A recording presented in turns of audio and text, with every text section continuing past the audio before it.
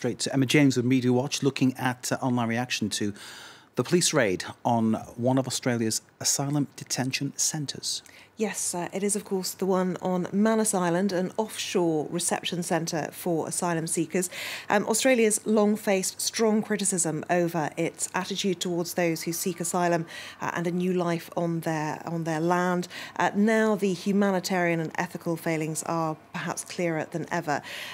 This asylum centre was actually closed on October the 31st, and it was raided today by the police of Papua New Guinea because they were trying to move on some 400 residents who refused to leave. Basically, they're supposed to be relocated, but they're so afraid of where they're supposed to be sent to because they report stabbings, beatings, robberies there.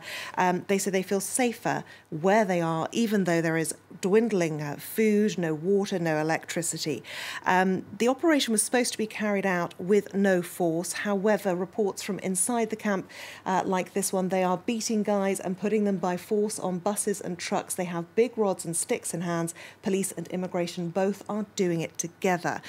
This Twitter user as well, who is another resident in the camp, calling for emergency medical aid for this gentleman who appears to have fallen ill. Of course, very high temperatures and a lack of water really adding to that. And sickness has been a big problem on Manus Island for quite some time.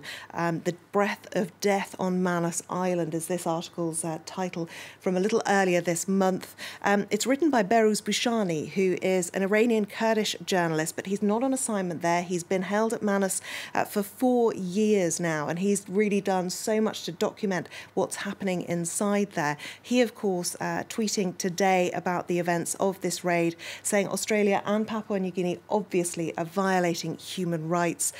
This image too shows that the few belongings that they had appear to have now been destroyed.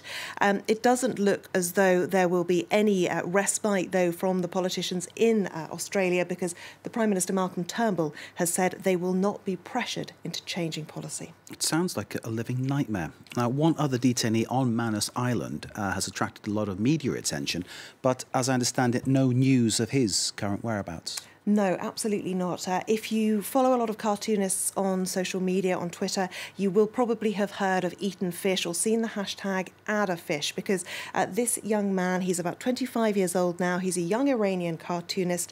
His pen name is Eaten Fish, his real name Ali Durrani, and he has posted many self-portraits from inside Manus. This one, a take on the Scream, of course, Edvard Munch's artwork. He's become something of a cause célèbre. He even won the Cartoonist Rights Network International Award for Courage in Cartooning last year.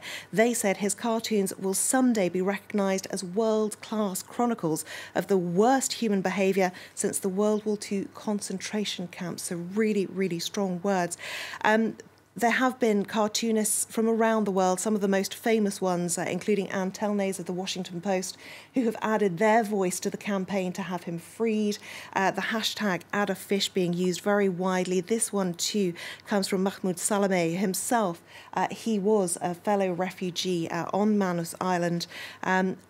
Interest really peaked in February when Eaten Fish went on hunger strike, prompting a lot of people to be very concerned because every article written about him talks about the fact that he is very fragile, both mentally and physically, and he says he's been sexually assaulted within that reception centre on Manus Island, and nobody seems to know where he is right now. This is absolutely, it's phenomenal this is going on, absolutely phenomenal. Emma James, thank you very much indeed. Emma James.